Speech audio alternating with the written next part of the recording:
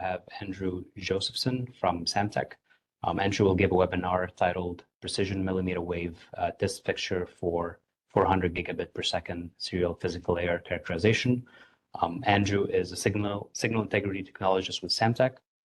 He focuses on the development, maturation, and standardization of emerging data rate interface technologies. Andrew, thank you very much for being with us today. The floor is yours. All right, well, thank you very much. So I've got a presentation that's mostly an aggregation of slides that I pulled from other slide decks. I've got 50 slides that have real content on them, and we got 60 minutes sort of talking time. So some of the charts I'll probably brief over very quickly, okay? In lieu of a laser pointer, I've got a big fat Mr. Pinky pointer here, and that'll be our cue to kind of follow along. This is more of a, I think, a directed discussion than a talk or a presentation. I sort of have some concepts and some things that I really want to share and disseminate in industry and plant in people's heads. And that has to do with some opportunities to improve some of the way we do SerDes validation and characterization with cabling. And that's really what I want to try to communicate.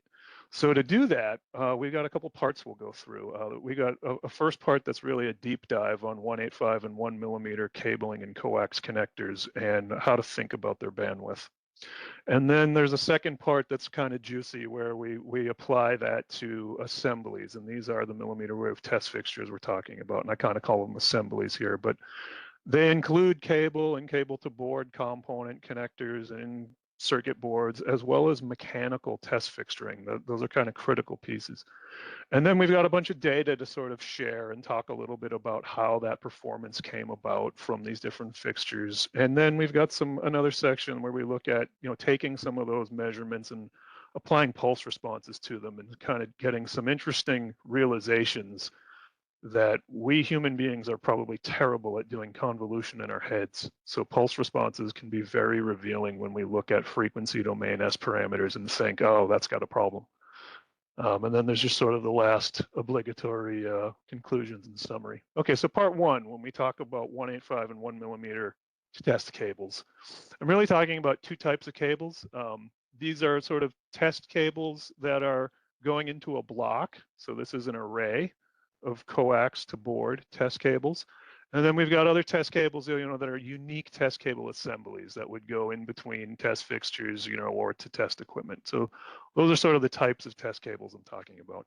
And this data set that I have from my fixtures is really limited right now to 185 and 1 millimeter, up to 110 gigahertz. Okay, we are in the process of getting data beyond the 110 gig sort of bandwidth limit that you have on a 1 millimeter. And I can kind of talk to why we can do that from this chart. So this is really a chart showing frequency on the x-axis, and we've got the bore diameter of the coax on the left-hand side, and really we're comparing these bottom two, 1 millimeter versus 185. And that's because we have metrology grade coax test standards here, right? A 135 sits right around here. It's difficult to get Cal standards for that. So we're really focusing on these two. And we've got two curves that kind of specify bandwidth. One is the modal bandwidth of the airline. And then one is, how do you make an interface specification for industry that has real world tolerances to make a successful standard? That's green. It requires derating what's actually theoretically possible.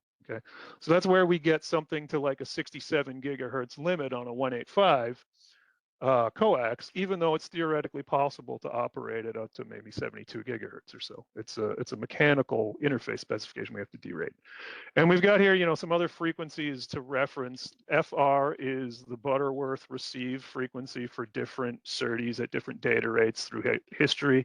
And we get to this interesting point where when we get to 224 PAM4, if we took, our historical history of 1.5 times bandwidth, you can get these test fixture frequencies, or even FRs if you're studying on your SerDes, they're to the right of what you can do in a 185. And then you have this question, do I really need to migrate up to 1 millimeter cabling, to operate there?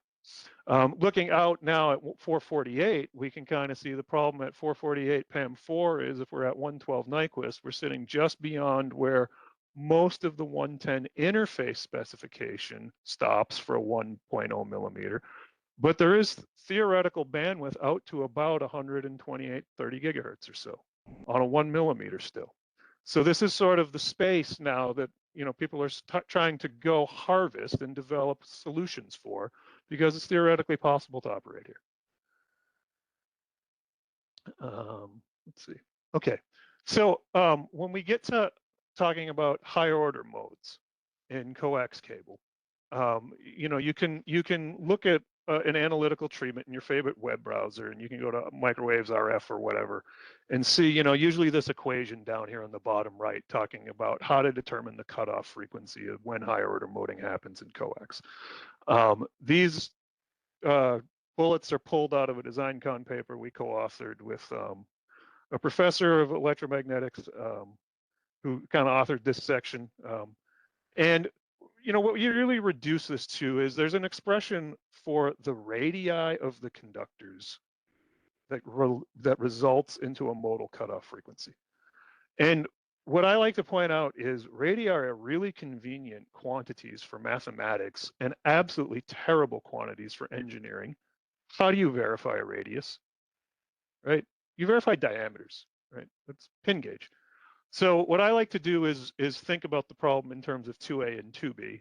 Those relate to physical quantities we can actually go verify when we're manufacturing things, right? So I always think about this in terms of diameters, not radii.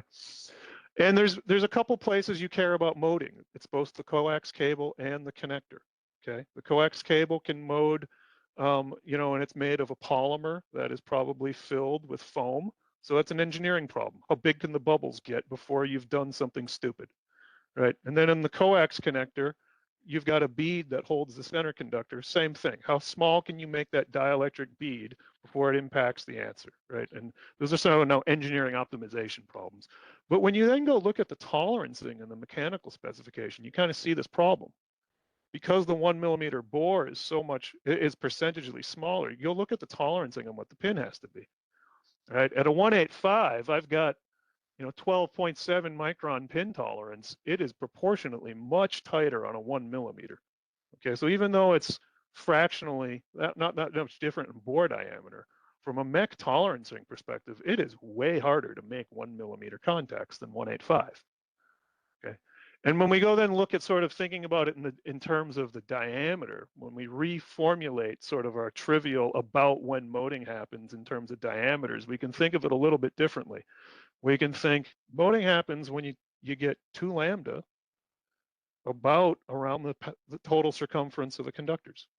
Okay, so the path length, the total path length of the center conductor plus the total path length of the outer conductor. When that's 2 lambda, that's about when moding happens in a coax. Said another way, it happens when the wavelength is about the average value of the 2 diameters. You can also think of it that way. Okay.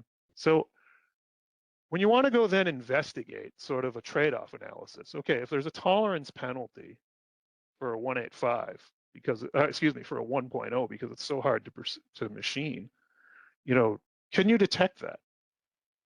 So here's an example, a test setup where we're going to look for that.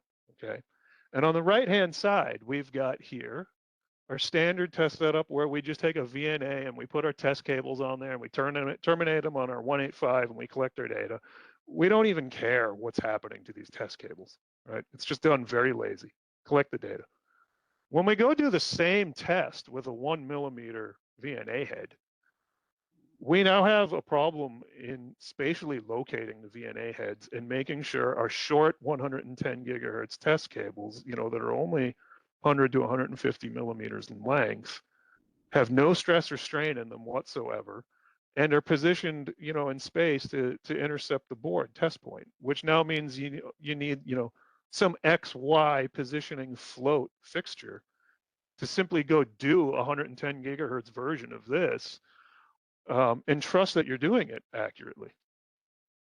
So here's an interesting result of what happens when you take all those S parameters and compare the TDRs. I would argue that our red measurements should be sloppier. Our 185 measurements should be sloppier. We didn't control the cables at all. We just let them flop in the lab. All of our 1 millimeter test data in purple is precision located with XY positioners. And what do we see from the S parameter data? We actually see more variability at launch in the TDR right at the test point. And we believe that's because of this relationship of the tolerance and the bore. So it leads to sort of a non-intuitive result when you look at it in the frequency domain.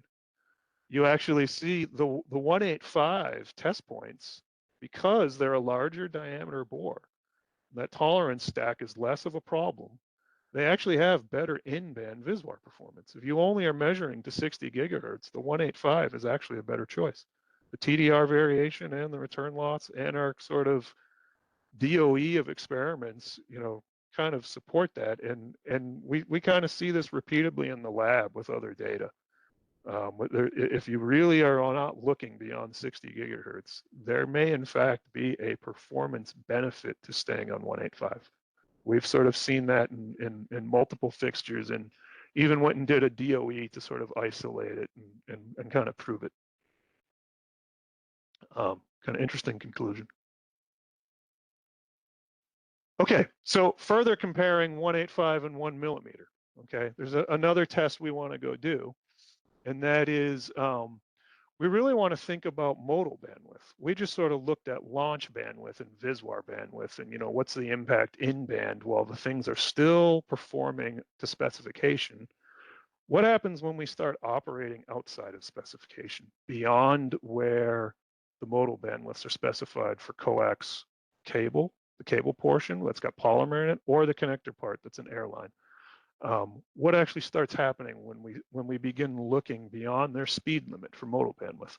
So here's a test fixture setup we've gone and done, where we've taken a test fixture and we've custom assembled these cable assemblies for two different options. One's a 1 millimeter termination, one's a 185, obviously. But we have two choices to go compare, okay? A 1 millimeter connector should be matched to a native 110 gigahertz modal bandwidth cable. That's blue. Okay. A 185 connector should be matched to something like a 70 gigahertz native modal bandwidth cable. That's red. So when you put a 1 millimeter on the red cable and you can measure it to 110 and you can light it up and see the higher order moding inside the cable and sweep it with the VNA, what's the impact? Well, you see that right here in this test fixture cable assembly we went and custom built to do just that. It looks like ILD, looks like insertion loss deviation. You're seeing the higher order moding right there. Turn on at exactly what you'd predict from those two equations, right? The ones we were talking about earlier, which is just the twice lambda of the moding frequency should equal about the sum of the path length of the conductors. You get 72 gigahertz. But if you look at these and then compare, those are my two choices. These are the same length cable assembly. And you think about it in terms of SerDes test, if those were the two things I had to hook up to a SerDes, which one do I want in a test application? It's maybe not the clearest answer that the red one is a bad choice. It's substantially less lossy for the same length.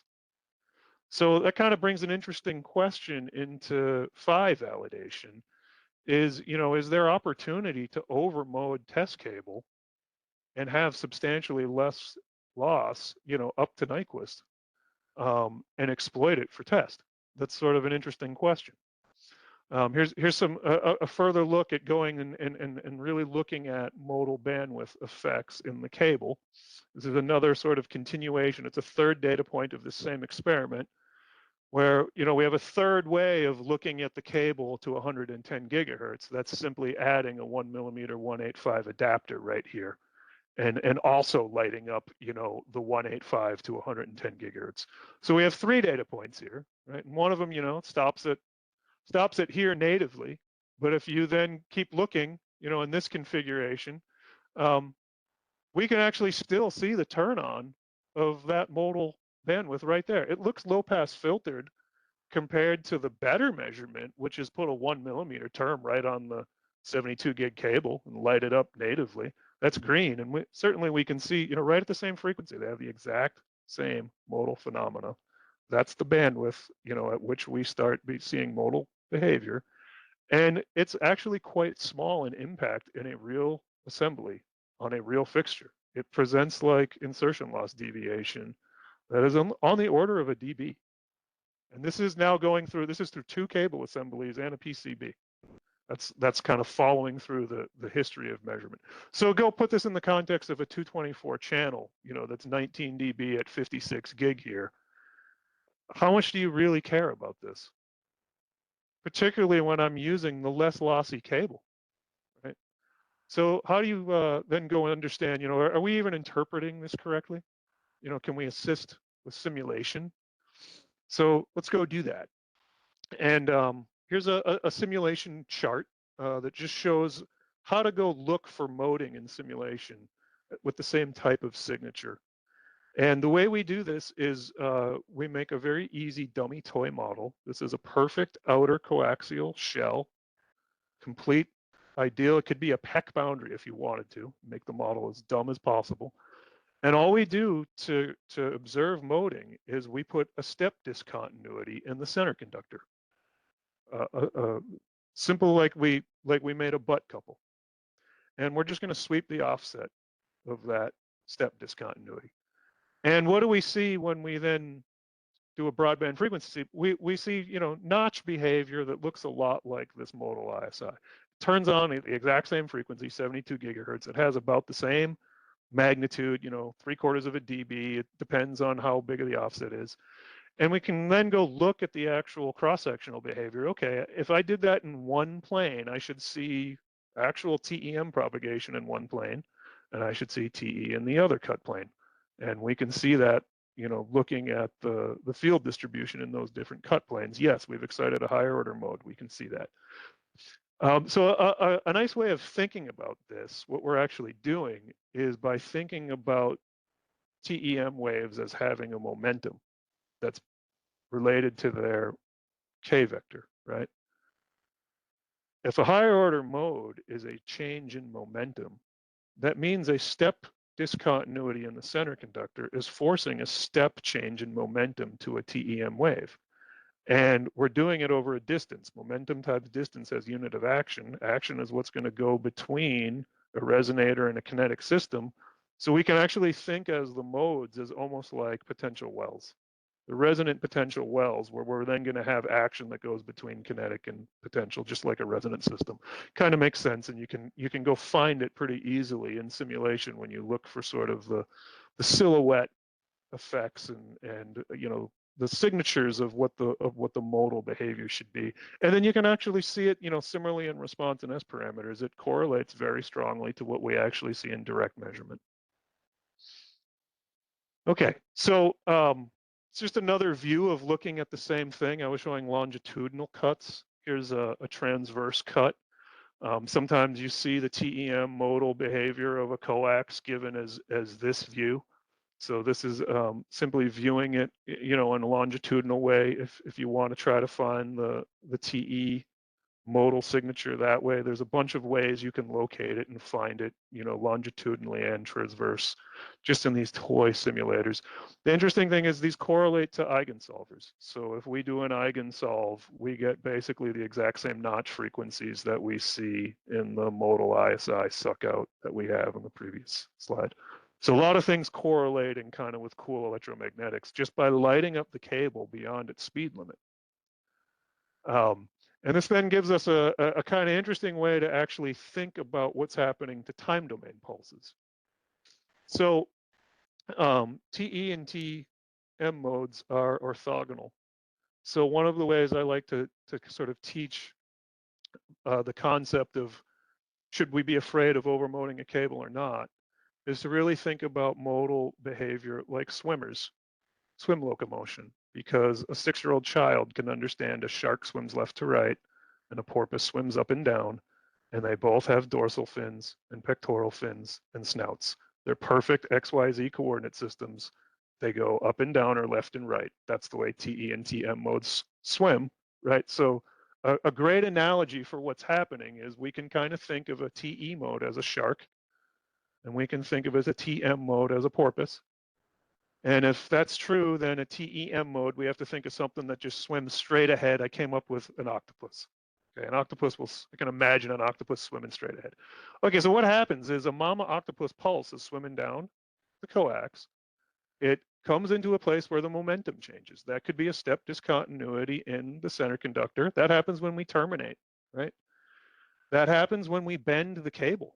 We are forcing a momentum change around a bend. So serious bends tend to also be places where we tend to excite the shark swimmer, okay?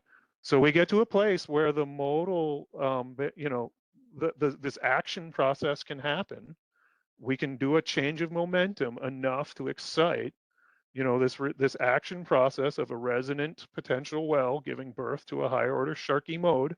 It starts swimming, but it's evanescent. It decays in the cable.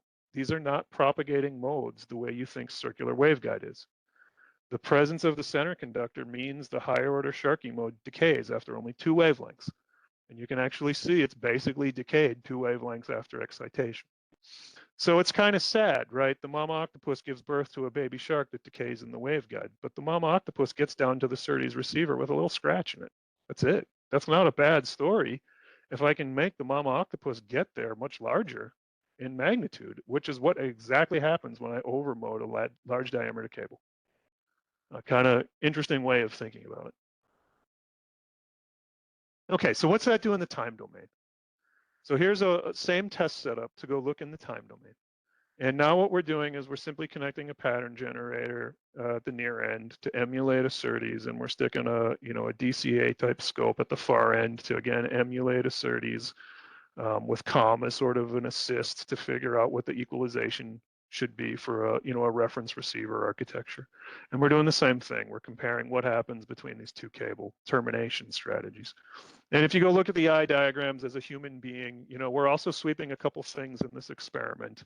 Not only the cable termination, but we're also sweeping the receiver FR. What is the actual Butterworth receive filter bandwidth? Because that's programmable.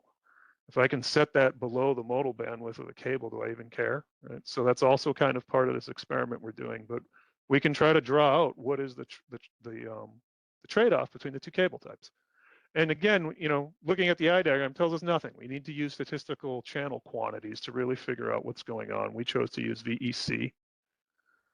And here's a way to summarize the data, okay? The way the data is summarized is we treated the highest bandwidth thing as the baseline. That's this data right here. So these are our margins with respect to our spec limit for the different VEC values we have in a 224 reference receiver. And we're seeing, how much margin we have with respect to the I think it's what, a 12 dB limit. And then we're showing what happens to a penalty when you move down in bandwidth with either the receiver programmable FR or the termination we force, okay? And the way we've described it is as FR of the SerDes gets smaller and smaller, you would expect the delta penalty for going down to the 185 to get smaller and smaller. And that's how we've displayed this data. When you've got a bunch of bandwidth, you can see a difference, right? If you moved from a 1 millimeter to a 185, you'd expect, you'd be losing 1.5 dB of test margin on this device. That's the way we presented this data when we wrote it up. I actually think it's the incorrect way to present the data because this is an overmoded baseline. The actual baseline for this would be, a different diameter cable. It would have been a much smaller diameter cable that would have had significantly more loss. So we displayed the data as what's a penalty for using a lower bandwidth coax, but our baseline is in fact overmoded 72 gigahertz cable. I could just as easily change the dB numbers on this chart to talk about what's the device gain you have from overmoding a coax cable. So at the time, we hadn't thought of it that way. We said, what's the penalty for using a 185 connector? And the reason is because 185 connector at 67 gig of bandwidth, is not over 1.5 times your Nyquist. It's you have to be thinking that test fixture no longer has 185 Nyquist bandwidth if you're using a 185 67. So you have to be navigating that trade-off. But it's kind of interesting when we did that, we hadn't thought of it as maybe overmoding is giving you margin. We actually initially thought of it as lower bandwidth coax taking away margin. We hadn't connected it yet that maybe there's way better things to happen because of less loss on an overmoded coax. Okay, so part two. Now let's look at what happens when we have real assemblies and do real data. Okay. So the two assemblies I'm predominantly going to be sharing are really SerDes emulators. There's pictures of them here. Their real intent is to be channel emulators for PHYs. And the sort of assumption is that PHY is on an EVB itself that is cabled. You know, it goes to some test cable, some test point that can be cabled. And one of the things that does is it allows us to then really remove a couple of use cases from our test fixtures. One of them is de-embedding. There's nothing to de-embed. It's just a connective, passive load. So that space we don't have to waste. And we did that on purpose. And the reason is to try to put as many DUTs with as many lanes in these spaces as we can. That's really an optimization goal. Get as much dynamic range to the test user as possible. If the test user is not de-embedding as a use case, there's no de-embedding on the board. So that's just kind of a note. So this is kind of the traditional role you think of these things in, right? You really think of them as an ISI channel board historically is thought as something like a reference. And when we think of it as a reference, we usually think of it as, I need to do something like SerDes on an eval board through a known reference to a piece of test equipment, to another SerDes for interop, to myself in loopback, to a scope for characterization, something like that. And there's a couple of use cases, but we tend to think of the channel as being optimized for a couple of properties, and I call one of them SI pureness. Right, we tend to really focus on make this channel as clean as we possibly can because it's a reference. That's its point.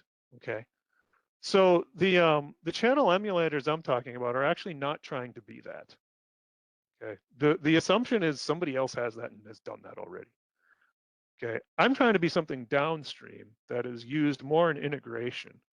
So the thing that I'm going after is configurability, and the things I'm thinking about are, after the SerDes has been characterized, what are the next things that you want to do? You need to mature the IP into an ASIC, onto a package. Somebody's going to put that on a real piece of hardware.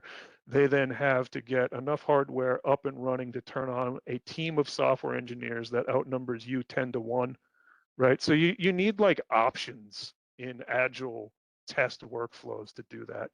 And those are sort of the things we're thinking about in our channel emulator. How do we do that really well?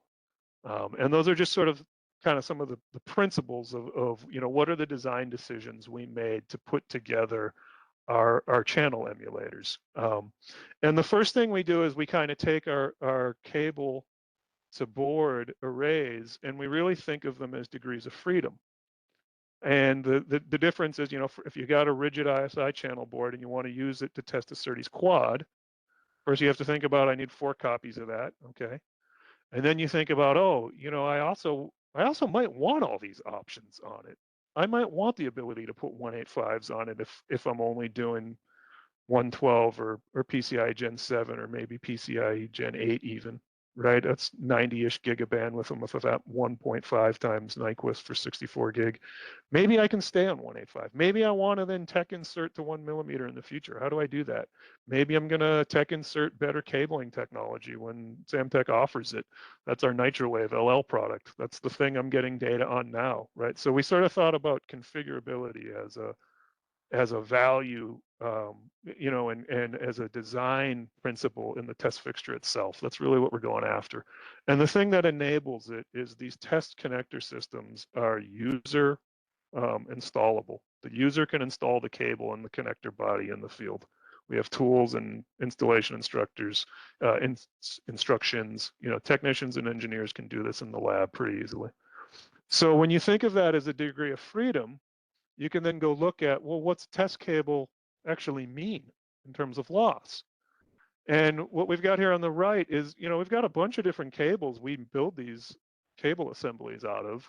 The 86 gigahertz, sorry, excuse me, RFO 86 was our 72 gigahertz cable. 086 is the diameter. RFO 47 was that 110 gig cable I was talking about. RFO 47 is the diameter. You know, it only takes 20, 30, 40 millimeters of length of these cables to actually realize usable loss deltas at Nyquists we care about. That means you can think about doing something like lane staggering simply by ordering different cable lengths. And now that's starting to get really interesting because you can think about designing an entire DOE out of these test fixtures by thinking about different terminations, different cable lengths. Maybe you do a fine adjust of 0.25 dB per lane on lane 0 to 1 to 2 to 3. You can do that in this test fixture by simply staggering the cable lengths like a couple, you know, half an inch, something like that. You know, it's highly deterministic because it's nothing more than test cable loss, which is coax, highly predictive, well behaved. We have beautiful loss equations that predict its loss incredibly well. They're easy to use. They're just, you know, polynomials. It's sort of use it as a degree of freedom. And you can imagine taking something that used to be locked like this and giving configurability to you know, to imagine a lot of different things you could do simply by ordering different cable options. So that's really the design philosophy we were going after. And here's an example where we've got same cable assembly, different options. This is actually the experiment hardware I had measured and was showing before, where we just terminate the coax different 185 versus 1 millimeter. User can install it in the field with a tool like this. And that gives you a bunch of configurability and options. Okay, some other things that go into these test fixture designs, other than, hey, let's use cable as a configurability degree of freedom, is they have integrated mechanical fixturing as well. It's not just cable to connector to board. And the reason is because precision locating and precision mating your coax mode into a via to get it into a stripline mode is a critical part of the problem of carrying the bandwidth into a stripline DUT. So precision locating and precision mate mechanics are things that are actually, I think, very, very important in millimeter wave fixtures. So one of the things that's done in these fixtures is there's actually a platter that holds the PCB. And that means that when we mate our cable to board arrays, the PCB is always clamshelled between the metal block of the connector housing and the metal aluminum frame behind it, equal on opposite sides. It's never deflected. Okay, so that's done very intentionally. We're making sure that we do not deflect our PCBs at all. They are not under stress and strain when we make connectors, and we do it by providing sort of a shroud, you know, that goes around the board to protect it. And if you flip it over, you know, it's not going to bottom out or scratch or nothing. But the way we do it is by having really a, you know, an aerospace grade mechanical mount that holds the PCB and helps assist with align and mate mechanics so that we don't deform the PCB at all. Material movement, I think, is one of the critical things in de-embedding. And we try to make sure that even the concept of how we put together the thing makes sure that there's no movement in the PCB.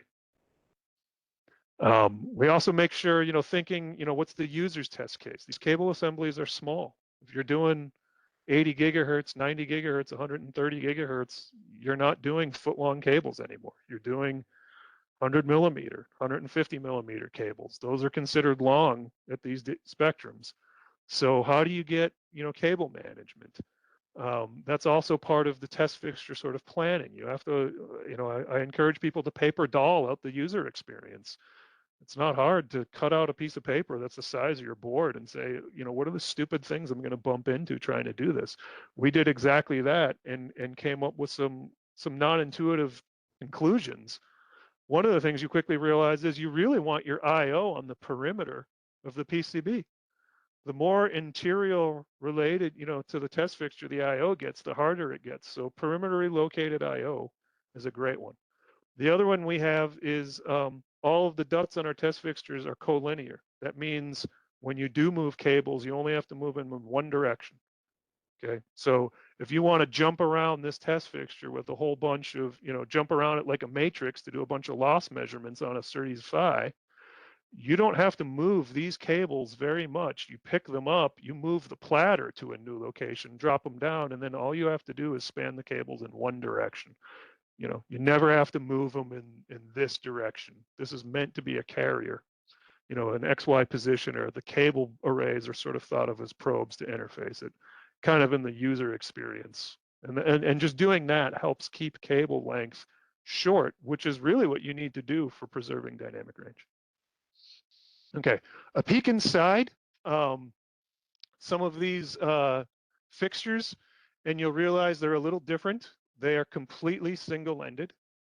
They are single-ended buses. We have a single-ended coax that comes to the board. It stripes across, it leaves. We route it as a single-ended 50-ohm bus. It never has a differential convergence ever. We do that on purpose. One of the reasons is we provide a fair amount of isolation between all the wires. They're very low coupling from P to N in a diff pair. And what that does is it means that if you introduce skew, it does not convert to ISI because there is P to N coupling in the channel. So our single-ended bus-based test fixtures, when used for differential SerDes applications, I call them skew preserving. They do not allow skew at the input to really be converted to ISI through coupling. It basically, you know, transfers TX side to RX side. That's done on purpose. So the way to think about these is they're almost like DRAM interfaces, you know, almost like a byte lane interface, except it's 10, and instead of 10 wires, 8 data and a clock, it's just 8 wires. There's no clock because it's for quad SerDes. But you can really think of it as just a bunch of byte lanes that, you know, are 8 bits wide and step up in length. So we provide even collateral for the net list, and that's kind of how I think of the layout is really kind of like a bus topology. And there it is, this particular board, and some trade-offs we have to make. Okay, so what we're using here is there's a matrix on the top side. Those are the green dots. So the user jumps around, and all those dots are on the top side. You get them. You then have to make some decisions. What happens if they want to do something more? Do you have some backplane channels? Okay, so we put some backplane channels in there. Then you have to make some decisions. How do you get the backplane channels in there if they need to be really long? So we made some decisions to do orthogonal routing to interleave them on the same XY grid so that it doesn't disrupt the global via pattern that's stitching everything. That's why those are XY interleaved. Okay, and that gives us 2 really long dots and a matrix of short dots. Now, this board is about 2.5 dB per inch at 56 gig, which is not really representative of 200G material. This is really representative of 100G material. And the reason it's representative of that is because if this was 1.5 dB per inch, it'd be gigantic. So this is, again, I'm trying to give lots of dynamic range in a space. I have to make a choice about a loss slope to get in order to fit enough things to make it interesting. Okay, and the other thing I have to trade off is angle of my routes. If I route it at a low angle, I'll have fiber weave effect in band I can see. There it is. So I chose to route at 11 degrees to the weave, knowing full well that if I went and measured my board, and this is measured data, I would see a growing fiber weave effect around 40-some gigahertz. Okay, and if I jump to the other nets that are at different angles, I should see it change in frequency, and I should see it get deeper because these are backplane channels growing in length. I expect to see that in my data. That's a trade-off I'm making to fit all of these dots in this fixture. The question is, do you care? So we went and cherry-picked all of the measurements we made for the single deepest fiber weave resonance we can find in measured data. That's this. Okay, that's dozens and dozens and dozens of measurements across several boards, across several fixtures. What is the deepest fiber weave resonance we can even find? Okay, and do we care? The metric for do we care is what's a 9 picosecond pulse say? And the 9 picosecond pulse says, I don't even know it's there. So we sort of say, you know, at least for 224 testing, that's probably a pretty good trade-off. Yeah, can you see this fiber weave resonance with a high dynamic range VNA that's using sine waves as the test source? Yes, I can. Do I care for 200G SerDes testing? I don't really think I do. So here's the next version of this. We have another copy of the same system, but just higher bandwidth, and it now uses the 110 gigahertz cable I was talking about, the RF047. The previous fixture I was talking about used the RF086, 72 gigahertz cable. This now uses our 110 gigahertz cable. It's now an upgrade to the PCB, lower loss. Still same concept, a single-ended bus. Still same concept, interleaved routing, orthogonal bus routing, where we've got two backside, S-shaped dots and then a matrix of green dots to jump around and provide some matrix of dynamic range. Same thing, trade-offs. We're trying to make sure the I/O are always close to the edge of the board. That makes it easy for the short cabling to get to other EVBs, other instruments, right? And here's some measurement response answers. And this data is some interesting data. This is the first test fixture I showed. And this is what we originally thought of as a 128 gig test fixture, 112 to 128G is what we were thinking this was. It turns out when you put 1 millimeter coax and overmode the 72 gigahertz rated cable, and you simply don't care that it looks a little wiggly at 72 gigahertz, you realize it's actually about a 95 gigahertz bandwidth channel emulator. And it has some interesting channel responses that are probably useful even for probably PAM6 400G pathfinding. There's a couple of channels here that will close COM on 425G PAM6. It was designed to be 128, 112, 128. And part of that is because this moding penalty ain't that bad. It's ILD that's on the order of things we're already screwing up for other reasons, right? And the loss of the cable is actually advantageous compared to the 110 gigahertz one. So there's some things that, even though it was I call it a millimeter wave test fixture that's really repurposeful. You can put 2.4 millimeter connectors on this and use it here and think it's wonderful and linear. You can put 185s on it and think it's pretty useful out to 67. You can put 1 millimeters on it and think you could probably use this to 90 gigahertz for useful channels if you simply don't care about a small amount of ILD that comes from the moding. Skew performance on this is not too good, okay? The variability here is about 2 picoseconds of distribution. And that's all DUTs, all cable combinations, and there's a reason behind that. Part of this skew variation is actually due to lobing in our frequency domain channels. We see around 40, 45 gigahertz, maybe 50 gigahertz. And that lobing is actually due to the contact system of the ferrule that's mating to the PCB. I know that there is a deficiency in that contact system. It creates a repeatability issue. That repeatability issue shows up as lobing in this data, which contributes to the skew variability, okay? So here's an interesting thing of what happens when you get rid of it. Simply go look at the 90 gigahertz version of our test connector system, where it was designed from first principles to have the fix that mitigates this. And we see, bam, it gets mitigated. This is the next, this is number 2 now. This is our second test fixture. And you can see really, really nice linear response. It's got about a 1 dB linear bandwidth to about 90 gigahertz. So it's about 1 dB roll-off point from true transmission line behaviors to about 90 gigahertz. Some interesting things happen in this fixture. The worst case return loss is still only about 8 dB. This fixture holds its 10 dB return loss to about 100 gig. So there's about 100 gigahertz of compensable test fixture bandwidth for a SerDes on the order of that. So it is also usable for PAM4, pathfinding, certainly PAM8, PAM6, and even some PAM4 channels as well. These short ones, do actually close COM assumptions at 448, reasonable ones. Interesting thing, when we got our skew performance. So what do we see? We tightened up our skew performance a whole bunch because I said we've got a fix to some variability in the mate launch, but we see it's offset at 1 picosecond. And that's because what I'm doing is I'm simply using 0.5 picosecond matched pairs a user would order from us, put on this test fixture.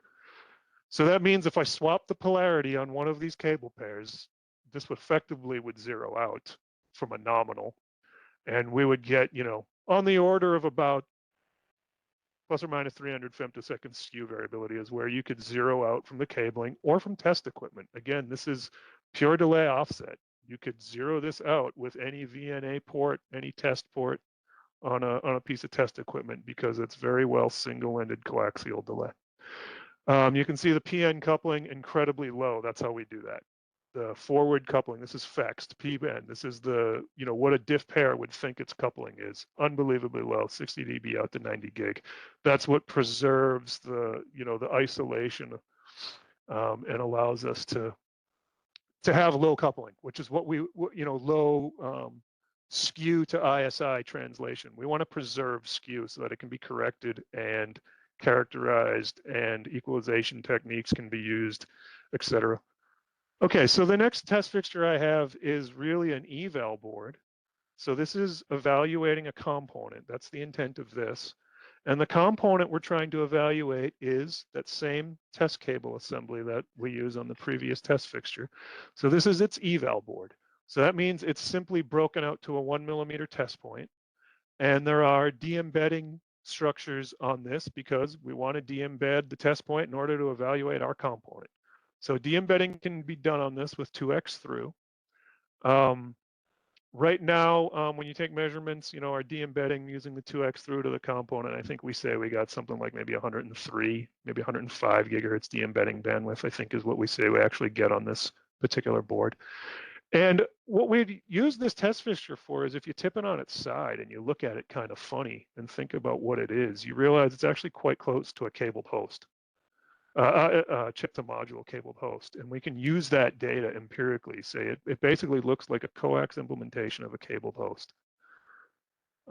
So that means if we go collect some data on it, it might be interesting for 400G pathfinding. It has the same topology. It was just a 35 millimeter package route to a package to cable connector to a front panel. That's what that was. Here's a coaxial cable host. Look, it's quite flat to 110 gig. This is just data that we went and really data mined. Okay, this was an eval board to characterize our component. We had a bunch of existing data. We just mined it to look for skew matched pairs. If we find the skew matched pairs, let's get that data out to industry for pathfinding and say, this looks like a future cabled host. It's real empirical data. Just a summary chart. I'm going to go over these ones real quick for time. This is probably the interesting one of the two charts we're comparing. The two test fixtures that we're comparing, we've really got, sort of what we think of as a 200G test fixture in blue with 185 cabling, and we've really got something like a 400G PAM6 test fixture in green. And what we were trying to do when we designed the green one was we were trying to make the PAM6 version of the blue one at 400G.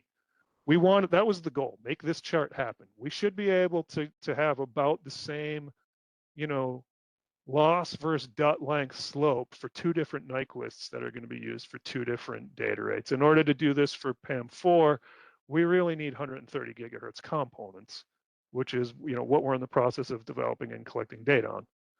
But for the data that I actually have, we're kind of limited to really saying it's probably a PAM6 type emulator. And that's really what we're going after, trying to overlap those. How do you do it? Well, we did it in the pulse domain because we don't yet have SerDes. A year and a half ago when we're designing that test fixture, we don't have really good assumptions for PAM6 400G SerDes. So how do you do it? We did it in the pulse domain.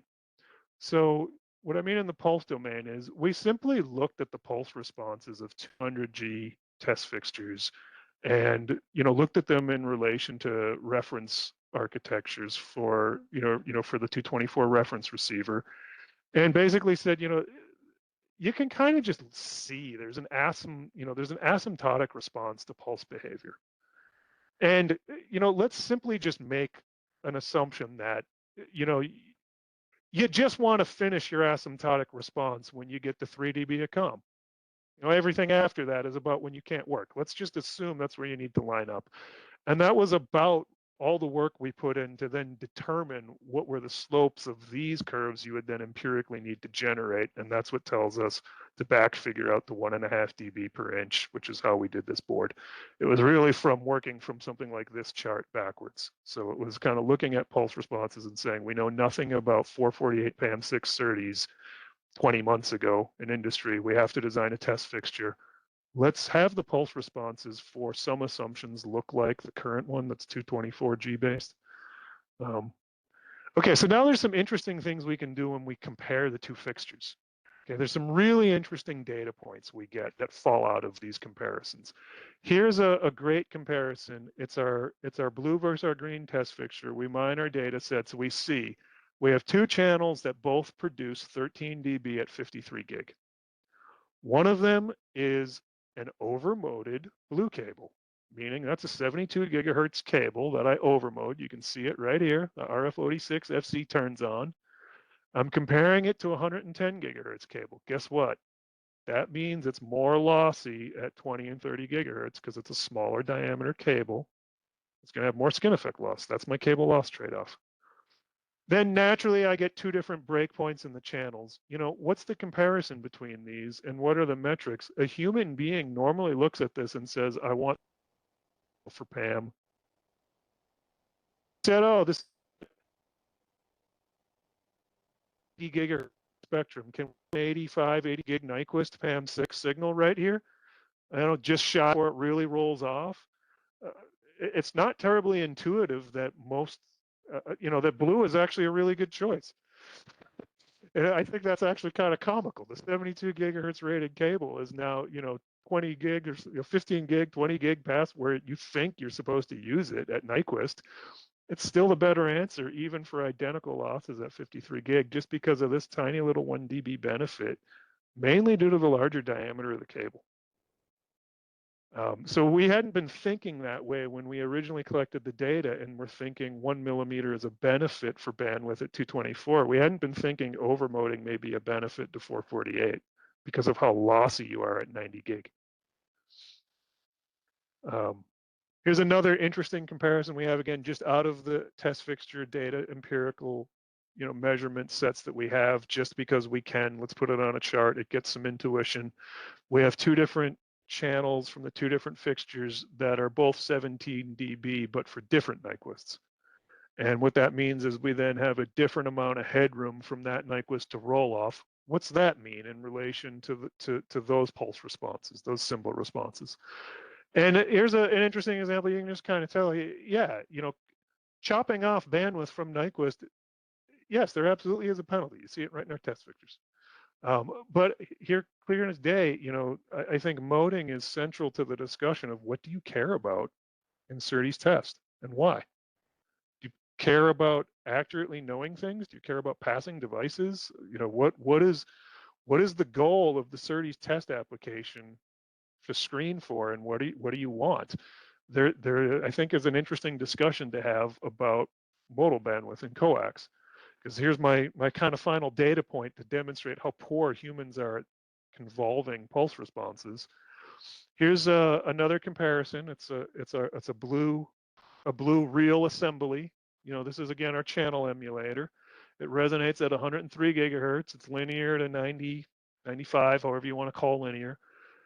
Here's the cable that we use to get onto the board. Just this cable. If I make simply a 1 millimeter test cable of nothing but that, what's it look like? It's you know, 18 dB to 110 gigahertz. Okay, so I think there's probably many people that would think a 448 PAM4 SerDes, if it existed, without much capability at all, is probably going to be able to operate over an 18 dB perfectly flat cable. Right? I think that's an easy assumption. Maybe not easy, but most people are making it, right? Oh yeah, I bet a 448 PAM4 SerDes will work with red cable. Okay, so if it works with red cable, it should be a slam dunk to work with the red pulse response, right? Okay, so look at the blue pulse response. And if red is a slam dunk, I'm saying blue's a layup. Like that should not be, like, yeah, it should have a quantifiable penalty on some statistical channel quantity when we get there. But I don't look at blue and say, there's no way that works. Well, it's 103 gigahertz resonant channel on PAM4 448. Why does it work? Well, first of all, it's not that lossy, right? It's got most of the bandwidth. It's a well-behaved, it's compensable, I think is likely what the answer is. But you sort of intuit that just simply by going an extra step and looking at the single bit response or the single pulse response or bit symbol. So it also brings up an interesting question, given capability, how far inside a Nyquist can we tolerate those type of resonances? Okay, so the last part is just coax revisited. Now that we know a little bit more about what some of the problems are and trade-offs are, what do we want to think about in coax, right? We've got this RF-EM modal view of coax, which is, yeah, if you look at a low frequency coax cable, like an LLO32 cable that's got a giant, 2.4 millimeter or 2.92 millimeter coax termination on it, and you look at a short piece of that cable, and you look at moding, it looks absolutely disastrous. It's this massive turn-on response compared to how little loss there is in a giant cable, right? Go look at it, same cable, broadband view, and you say, wow, my SerDes isn't going to care about some of that, right? So you immediately start getting a different view when you just put your broadband hat on. This is for a 32 gig cable. Comparisons, okay? Here's our tweaked 110 gig cable. So this is a new 110 gig cable Samtec offers. It's lower loss than the RF447 one I have data on. So it's now a test grade cable. And we offer two different diameters. We have more than two, but here's a comparison of two. We offer a specialized, optimized 95 gig modal bandwidth version of this cable. It's a larger diameter.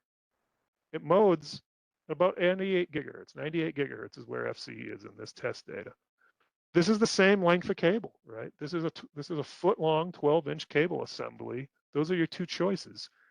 If you have to test a SerDes, I have a really hard time believing there's a world where I want to choose the blue cable, right? I look at that and I go, I almost always want the overmoded 95 gig cable if I have to hook that up to a SerDes. Is sort of some of the conclusions you start really where you're operating and what the impact of overmoding assemblies is versus the trade-off of getting less loss in a fat cable.